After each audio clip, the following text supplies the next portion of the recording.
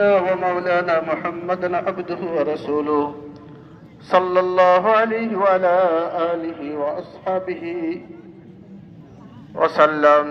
الله أكبر الله أكبر، لا إله إلا الله والله أكبر الله أكبر ولله الحمد. أما بعد، فيا أيها الحاضرون، اعلموا أن يومكم هذا يوم عيد لكم فيه عوائد الإحسان ورجاء نيل الدرجات والإرفان.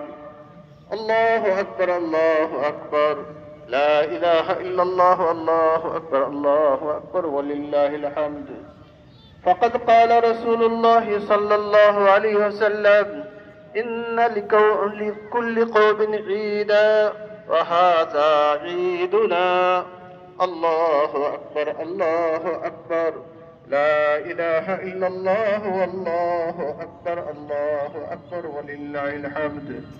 وقال عليه الصلاة والسلام: إذا كان يوم عيدهم، يعني